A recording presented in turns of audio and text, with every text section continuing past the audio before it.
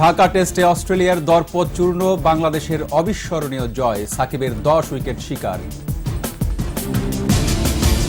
মানবিক বিপর্যয়ে রোহিঙ্গারা, নদী থেকে 4 মৃতদেহ উদ্ধার, 18,000 প্রবেশের দাবি আন্তর্জাতিক শরণার্থী সংস্থার।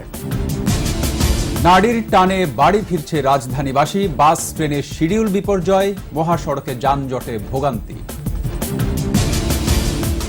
কিংবদন্তি কণ্ঠশিল্পী আব্দুল জব্বার আর নেই, দেশ জুড়ে শোকের ছায়া, কাল শহীদ মিনারে গণশ্রদ্ধা।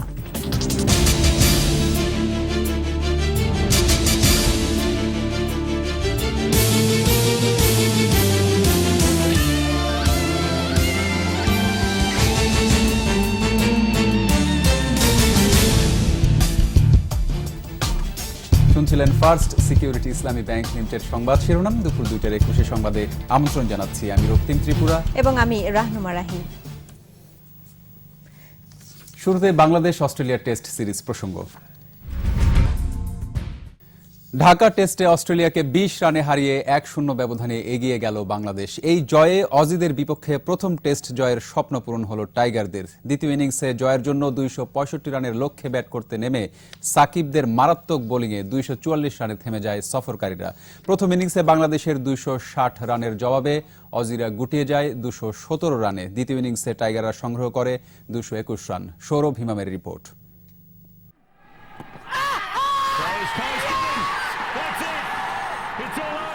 তাইজুলের দুর্দান্ত বোলিংয়ে পরাস্ত অস্ট্রেলিয়ান শেষ ব্যাটসম্যান হ্যাজলুড। এলবিডব্লিউর জোরালো আবেদনে সাড়া আম্পায়ারের, আর এতেই নতুন ইতিহাস গড়ল বাংলাদেশ। প্রথমবারের মতো লঙ্গার ভার্সনে অজিদের হারানো স্বপ্ন পূরণ হল টাইগারদের।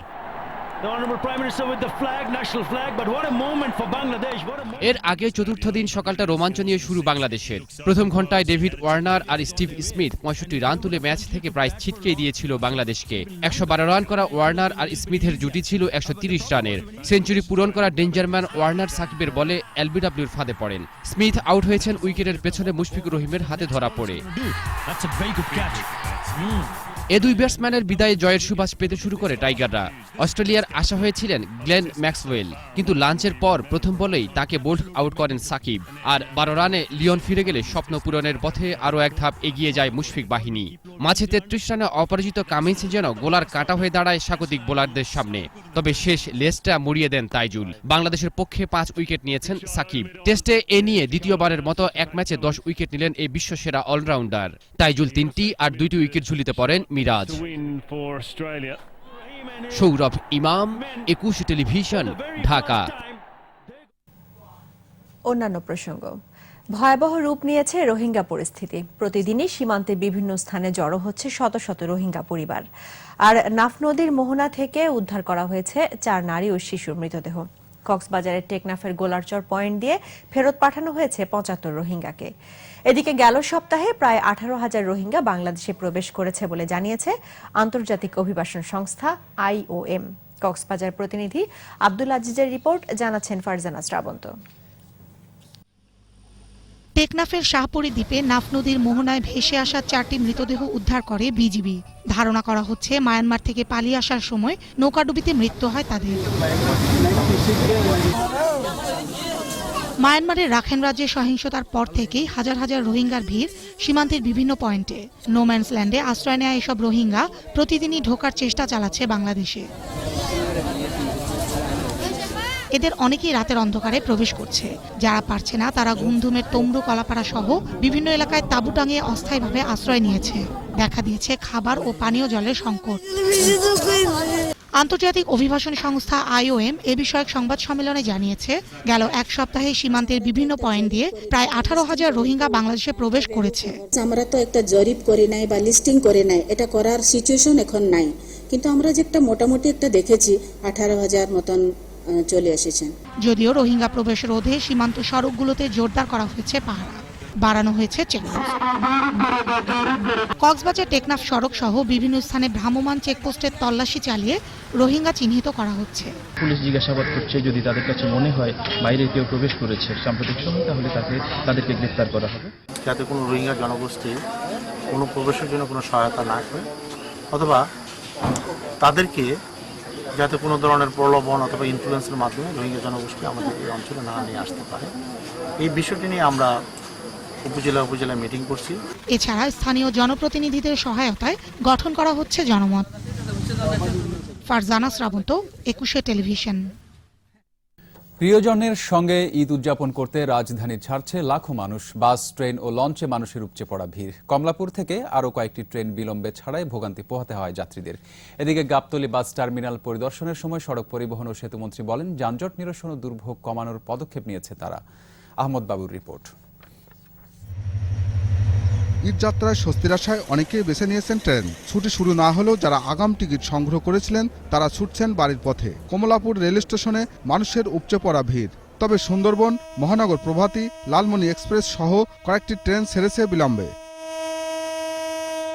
নির্দিষ্ট সময়ে ট্রেন না ছাড়ায় ভোগান্তিতে পড়েন যাত্রীরা। তারপরও বাড়ি যেতে পেরে খুশি তারা।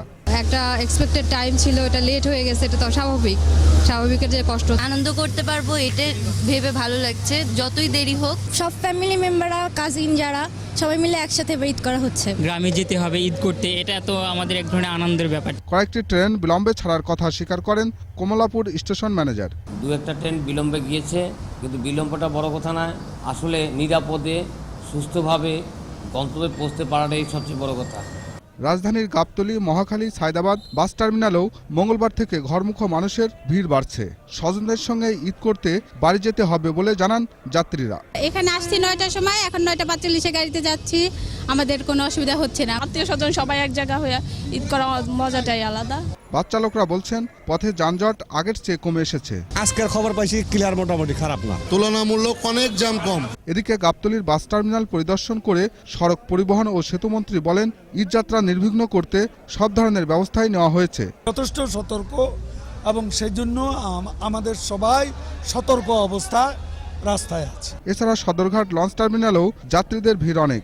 নৌপথে স্বস্তিদায়ক যাত্রার কথাই বলছেন তারা। আহমদ বাবু, 21 টেলিভিশন, ঢাকা। ঈদে ঘরমুখো মানুষের যাত্রায় যানবাহনের চাপে ঢাকা থেকে বের হওয়ার সবগুলো মহাসড়কেই দেখা দিয়েছে যানজট। থেমে থেমে চলছে গাড়ি।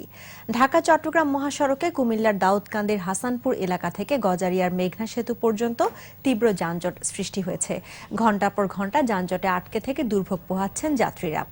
মহাসড়ক সংস্কার, সাথে যাত্রীবাহী বাস, পশুবাহী ও মালবাহী ট্রাকের চাপে ঢাকা টাঙ্গাইল মহাসড়কে যানবাহনের দীর্ঘ সারি তৈরি হয়েছে। গাজীপুরের চন্দ্রা ত্রিমোড় দিয়ে স্বাভাবিক গতিতে যান চলাচল করলেও বাড়তি ভাড়া আদায়ের অভিযোগ রয়েছে যাত্রীদের। একই অবস্থা ঢাকা ময়মনসিংহ মহাসড়কেও। ঢাকা চট্টগ্রাম ও ঢাকা সিলেট মহাসড়কেও থেমে থেমে চলছে গাড়ি। এদিকে দৌলতদিয়া পাটুরিয়া নৌ রুটে ফেরি সংকটে ঘাটে যানবাহনের দীর্ঘ সারি সৃষ্টি হয়েছে। কিংবদন্তি শিল্পী, স্বাধীন বাংলা বেতার কেন্দ্রের কণ্ঠ সৈনিক আব্দুল জব্বার আর নেই। ইন্না লিল্লাহি ওয়া ইন্না ইলাইহি রাজিউন। তার বয়স হয়েছিল ৭৯ বছর। আগামীকাল সকাল 11টায় কেন্দ্রীয় শহীদ মিনারে সর্বস্তরের মানুষের শ্রদ্ধা নিবেদনের পর ঢাকা বিশ্ববিদ্যালয় মসজিদ প্রাঙ্গণে হবে প্রথম জানাজা। আব্দুল জব্বারের মৃত্যুতে সারা দেশেই নেমে এসেছে শোকের ছায়া। শোক জানিয়েছেন রাষ্ট্রপতি ও প্রধানমন্ত্রী। তৌহিদুর রহমানের রিপোর্ট। বঙ্গবন্ধু শেখ মুজিব মেডিকেল বিশ্ববিদ্যালয়ে চিকিৎসাধীন অবস্থায় বুধবার সকাল 9:10 দিকে মৃত্যুর কোলে ঢলে পড়েন কিংবদন্তি কণ্ঠশিল্পী আব্দুল জব্বার। কিডনি, লিভার সহ বিভিন্ন জটিল রোগে আক্রান্ত শিল্পীর রক্তচাপ নেমে যাওয়ায় মৃত্যুবরণ করেন বলে জানান চিকিৎসক। জনাব আব্দুল জব্বার সাহেব, উনি আইসিইউতে ভর্তিকালীন সময়ে কিডনি ফেইলিওর, লিভার ফেইলিওর এবং মাল্টিপল অর্গান ফেইলিওর অসুখে ইন্তেকাল করেছেন। ইন্না লিল্লাহি ওয়া ইন্না ইলাইহি রাজিউন। তার মৃত্যুর খবরে হাসপাতালে ছুটে আসেন তথ্যমন্ত্রী, সংস্কৃতি মন্ত্রী সহ অনেকেই।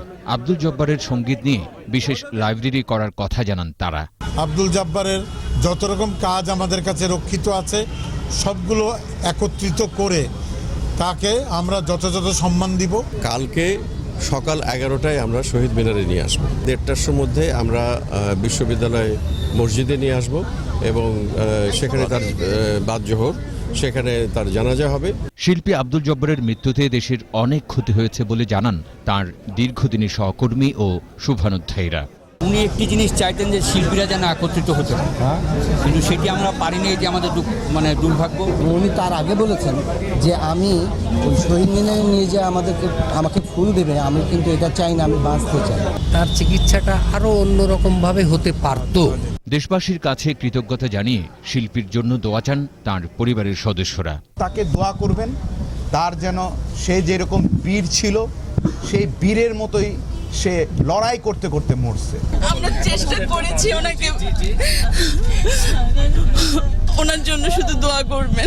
বিদেশে যাওয়ার জন্য উনি খুব কাকুতি মিনতি করেছিল, হয়তো ভাগ্য হয় নাই। কিডনির জটিলতার কারণে আব্দুল জব্বারকে 31শে মে হাসপাতালে ভর্তি করা হয়। জীবনের শেষ সময়টুকু কাটিয়েছেন সেখানে। তৌহিদুর রহমান, 21শে টেলিভিশন, ঢাকা। হৃদয় স্পর্শ করা সুর আর গানে যিনি নিজেকে নিয়ে গেছেন অনন্য উচ্চতায়, তিনি কিংবদন্তি কণ্ঠশিল্পী আব্দুল জব্বার। পৃথিবীর বন্ধন ছিঁড়ে চলে গেলেও বাংলা গানের ভুবনে শিল্পী আছেন, থাকবেন আপন মহিমায়। স্মৃতি মণ্ডলের রিপোর্ট।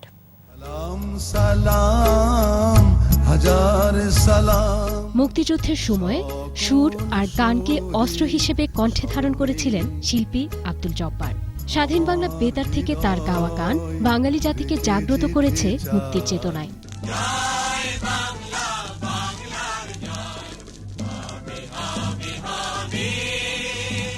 1938 সালের 7 নভেম্বর তৎকালীন ব্রিটিশ ভারতের বর্তমান কুষ্টিয়ার মাটিতে জন্মেছিলেন আব্দুল জব্বার।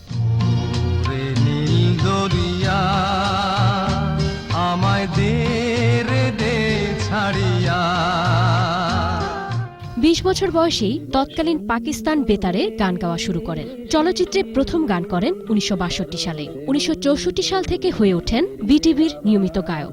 একই বছরে জহির রায়হান পরিচালিত পূর্ব পাকিস্তানের প্রথম রঙিন চলচ্চিত্র সঙ্গমে কণ্ঠ দেন। এরপর আর পেছন ফিরে তাকাতে হয়নি শিল্পীকে। পিচ ঢালাই পথটারে ভালোবেসেছি, তার সাথে মনটারে বেঁধে নিয়েছি। হৃদয়স্পর্শী গান তাকে নিয়ে যায় জনপ্রিয়তার তুঙ্গে। 21শে পদক, স্বাধীনতা পুরস্কার সহ পেয়েছেন অসংখ্য পদক আর সম্মাননা। তোমার কথা যে মনে পড়ে বেদনায় গো, মনে পড়ে বেদনায়। মুক্তিযুদ্ধ ও বঙ্গবন্ধুকে নিয়ে করা গানের সিডি ভক্তদের হাতে তুলে দিয়ে বিদায় নিতে চেয়েছিলেন গানের জগৎ থেকে, কিন্তু সে আশা পূর্ণ হয়নি তার। কিডনি সহ নানা জটিলতায় আক্রান্ত হয়ে জীবনের শেষ দিনগুলো কাটিয়েছেন হাসপাতালের বিছানায়। বাবা বঙ্গবন্ধুর উপরে 20টা গান আমার কাছে আছে।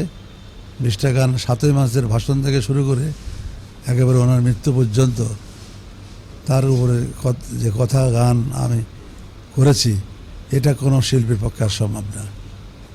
সেই উপহারটা আমি দিয়েই সঙ্গীত জীবন থেকে অবসর নিয়ে নেব। পৃথিবীর মায়া কাটিয়ে চলে গেলেও যতদিন বাংলা গান থাকবে ততদিন গানের জাদুকর আব্দুল জব্বার থাকবেন চির অম্লান হয়ে। তিলে তিলে তার ক্ষয়, তিলে তিলে তার ক্ষয়। স্মৃতি মণ্ডল, 21শে টেলিভিশন, ঢাকা। জীবনের পরাজয়। সময় হলো ইসলামী ব্যাংকের বিরতি। যখন ফিরছি তখন অন্যান্য খবরের সঙ্গে আরও থাকছে। প্রস্তুত জাতীয় ঈদগাহ, থাকছে কয়েক স্তরের নিরাপত্তা, জায়নামাজ ছাড়াও অন্য কিছু বহনে নিষেধাজ্ঞা। রাজধানীর অস্থায়ী হাটগুলোতে জমে উঠছে বেচাকেনা, দাম বেশি হাঁকছেন বিক্রেতারা, অভিযোগ ক্রেতাদের।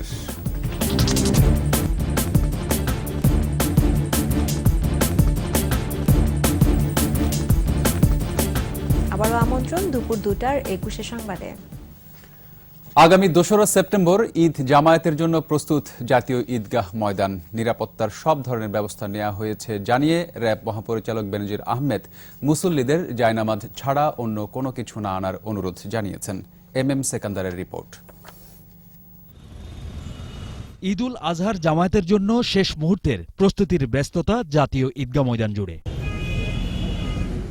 গেল 15 দিন ধরে দিনরাত কাজ করে চলেছেন প্রায় 2 শতাধিক শ্রমিক। নিরাপত্তা নিশ্চিতে ক্লোজ সার্কিট ক্যামেরা বসানোর কাজ শেষ। রয়েছে পুলিশ র‍্যাবের 2টি আলাদা নিয়ন্ত্রণ কক্ষ। হয়ে গেল র‍্যাবের নিরাপত্তা মহড়াও। প্রস্তুতি ও নিরাপত্তা ব্যবস্থা দেখতে ঈদগাহ মাঠ পরিদর্শন করেন র‍্যাব মহাপরিচালক। তিনি সাংবাদিকদের বলেন, জাতীয় ঈদগাহ সহ রাজধানীর গুরুত্বপূর্ণ স্থানে ঈদ জামাতকে কেন্দ্র করে নিরাপত্তা নিশ্চিতে কঠোর ব্যবস্থা নিয়েছে আইন শৃঙ্খলা বাহিনী। নিরাপত্তাকে কেউ অহেতুক ঝামেলা হিসেবে দেবেন না। মূলত সব ধরনের ঝুঁকি এবং গোয়েন্দা সমন্বয় করেছি আমরা, এবং সব ধরনের ঝুঁকিকে মাথায় রেখেই আমরা নিরাপত্তা পরিকল্পনা করেছি। আতঙ্কিত হওয়ার কারণ নাই। কারণ আপনারা দেখেছেন যে জঙ্গিদের উপরে আমাদের কিন্তু একটা বলবো যে ভালো সার্ভেলেন্স রয়েছে। ঈদগাহ ময়দানে শুধু জায়নামাজ আনার জন্য মুসল্লিদের প্রতি অনুরোধ জানান র্যাব মহাপরিচালক। মাহিত কোনো জিনিসপত্র ক্যারি করার দরকার নাই। আমি কতবারও বলেছিলাম যে আমাদের স্ট্যান্ডার্ড প্র্যাকটিস হওয়া উচিত শুধুমাত্র জায়নামাজ নিয়ে অনুষ্ঠানস্থলে আসা। গরমের দিন হয়তো পানি প্রয়োজন হতে পারে, সেক্ষেত্রে বলবো যে পানি আনলে উইদাউট ক্যাপ। জঙ্গিদের উপর আইন শৃঙ্খলা বাহিনীর নিয়ন্ত্রণ রয়েছে জানিয়ে র্যাব মহাপরিচালক বলেন, গত 1 বছরে জঙ্গি নিয়ন্ত্রণে সফল RAB police. MM Sekendar, 21 television, Dhaka.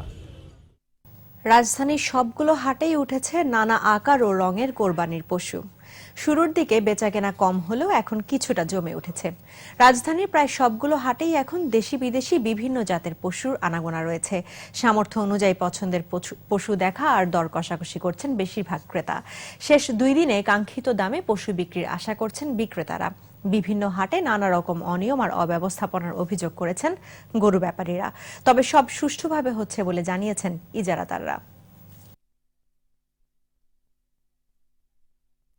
আবারও ইসলামী ব্যাংক বিরতি। যখন ফিরছি তখন অন্যান্য খবরের সঙ্গে আরও থাকছে। মুম্বাইয়ে 12 বছরে সর্বোচ্চ বৃষ্টিপাত, দেয়াল ধসে নিহত 5, রেড অ্যালার্ট জারি। লিডস টেস্টে ইংলিশদের 5 উইকেটে হারিয়ে সিরিজে 1-1 সমতায় ফিরল ক্যারিবীয়রা।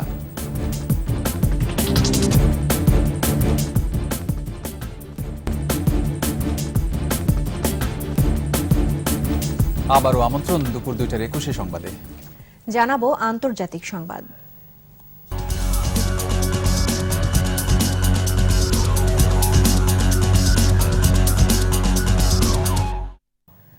ভারতের মুম্বাইয়ে 12 বছরের মধ্যে সর্বোচ্চ বৃষ্টিপাত রেকর্ড করা হয়েছে। এ পর্যন্ত 5 জনের মৃত্যুর খবর পাওয়া গেছে। অতিবৃষ্টির কারণে একটি বাড়ি ধসে পড়ে হতাহতের এই ঘটনা ঘটে। রেড অ্যালার্ট জারি করে শহরের বাসিন্দাদের জরুরি কাজ ছাড়া বাইরে বের না হওয়ার পরামর্শ দেওয়া হয়েছে। মঙ্গলবার শহরটিতে প্রায় 300 মিলিমিটার বৃষ্টিপাত হয়েছে। আগামী 24 ঘন্টায় আরও বৃষ্টিপাতের পূর্বাভাস দিয়েছে আবহাওয়া দপ্তর। বুধবার শহরের সব স্কুল কলেজ বন্ধ ঘোষণা করা হয়েছে। বৃষ্টির কারণে মঙ্গলবার ট্রেন চলাচল বন্ধ থাকলেও বুধবার থেকে স্বাভাবিক হয়েছে। উদ্ধার কাজের জন্য ডুবুরি ও হেলিকপ্টার নিয়ে প্রস্তুত রয়েছে ভারতের নৌবাহিনী। খেলার খবর।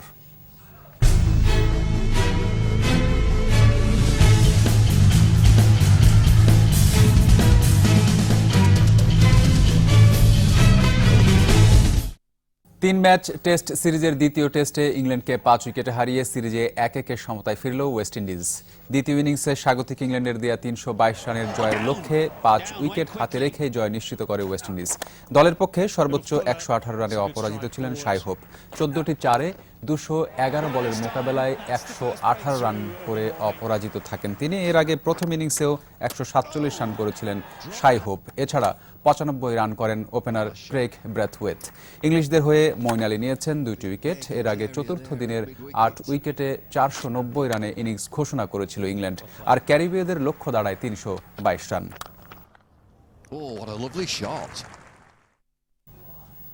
আর এরই সঙ্গে শেষ করছি দুপুর 2টার 21 সংবাদ। তবে যাবার আগে ফার্স্ট সিকিউরিটি ইসলামী ব্যাংক লিমিটেড সংবাদ শিরোনামগুলো জানাবো আরো একবার। ঢাকা টেস্টে অস্ট্রেলিয়ার দর্প চূর্ণ, বাংলাদেশের অবিস্মরণীয় জয়, সাকিবের 10 উইকেট শিকার। মানবিক বিপর্যয়ে রোহিঙ্গারা, নদী থেকে 4 মৃতদেহ উদ্ধার, 18,000 প্রবেশের দাবি আন্তর্জাতিক শরণার্থী সংস্থার। নারীর টানে বাড়ি ফিরছে রাজধানীবাসী, বাস ট্রেনের শিডিউল বিপর্যয়, মহাসড়কে যানজটে ভোগান্তি। কিংবদন্তি কণ্ঠশিল্পী আব্দুল জব্বার আর নেই, দেশ জুড়ে শোকের ছায়া, কাল শহীদ মিনারে গণশ্রদ্ধা। সর্বশেষ খবর জানতে ডায়াল করুন 2021 নম্বরে আর ভিজিট করুন 21-tv.com ওয়েবসাইটে। এছাড়া ফেসবুকে লগ ইন করতে পারেন facebook.com/2124 অনলাইনে। সন্ধ্যা 6টায় আমাদের চট্টগ্রাম সংবাদ দেখার আমন্ত্রণ রইল। ধন্যবাদ সবাইকে।